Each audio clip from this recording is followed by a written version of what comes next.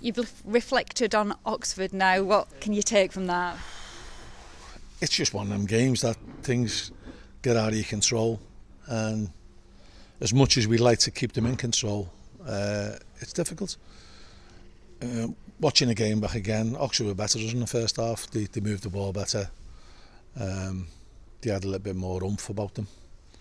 Second half, the game changed. We made the 2 changes, changed the shape of the team.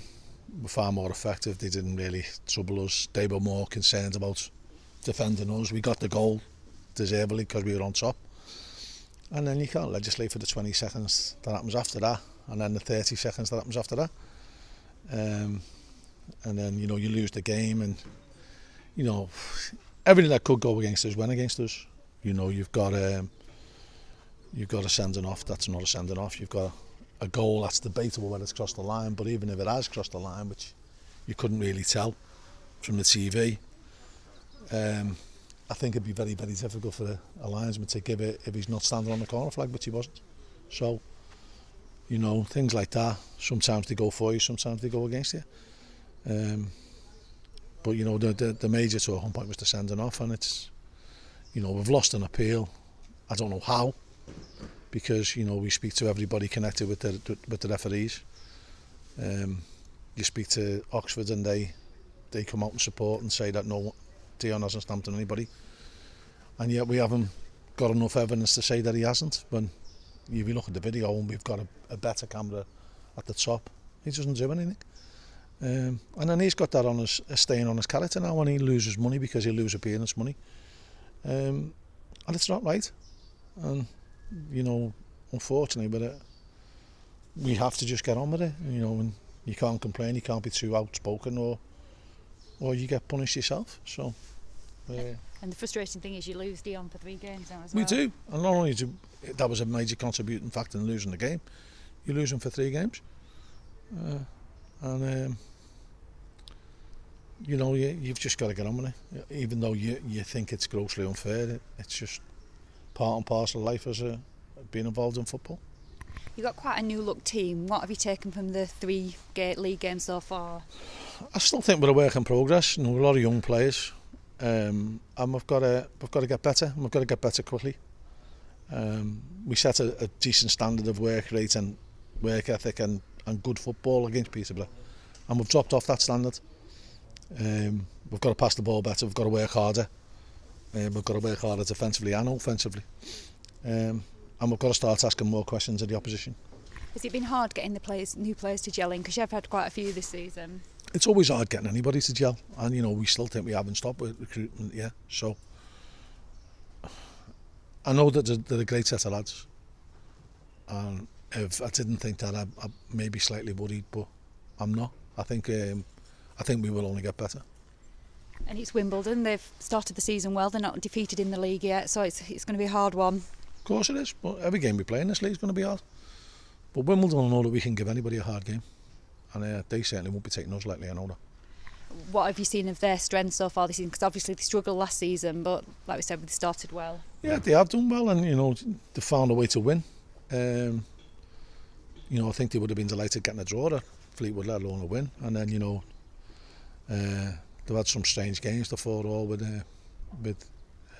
Plymouth and a draw with Northampton. But listen, all we can do is try and get back to playing the way we know we can play, which is on the front foot and good attacking football. And I know we've got the players. Hopefully we'll have Tariq back this week as well, which gives us a little bit of firepower. But I just think the longer the season goes on, the better we'll get. What is the injury situation at the moment? Because I know Mo Sangera is still out. Most on the verge of training now. Sean's on the verge of training. And we've got 1 or 2 knocks, but nothing overly going to stretch us. And I'm not ruling out bringing somebody in before the weekend anyway. Is it just important now to get another point on the board? I just want to get us playing the football and know we can play, and then the results will follow. If you play well, the results automatically go hand in hand as far as I'm concerned. We've got to get back to playing well. And you've historically been good at unearthing gems. Do you feel like you've done that again? We do. With any of them? Well, time will tell on that, but we've got some good young players. We've got, I think so far this season, 5 players have made the Football League debut for us this year. So, you know, that tells you we're not scared to put people in. But I think we've got some good players and good players coming through.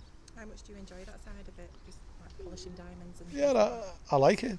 But, you know, I think one of the things that sets teams apart in our league is that the ones who've got experienced strikers who've been through the mill and scored goals and know when to go in at the right time, when to buy a foul, when to hold the ball up, make the right runs to score goals. And I think we're still in a learning process on that. So I think that puts us a little bit behind. You know, like see Wigan with Joe Garner and, you know, Fleetwood with Ched Evans, likes of that. I think if we had one of them, I think we'd be a lot better. just looking at the flags and everything, how are you finding football without fans? It's bizarre. It's bizarre when you're watching it back and you can hear yourself shouting and some of the nonsense that you're shouting on the pitch. And that's something that we're going to have to look at and maybe try and tone down a bit. Is it weird though that have players said anything about? I think once the game starts, they just want to win the game, and I'm the same. So you put it to the back of your mind for a lot of this thing. But I do miss the fans. I miss the banter with the fans as well, and you know, going in and seeing them after the game. And it's a way of lifting you as well when you need it, isn't it? Of course it is, yeah. And you know, I'd be lying if I said that Clayton End hasn't contributed to a lot of success for us in the past, especially when things have been going down, the chips are down. They've more or less sucked the ball in the goals time and time again, and I can't wait for them to come back. Is that something else you've had to work on, sort of the mentality side of it? I think you'd have to, but you know, players are now very, very focused.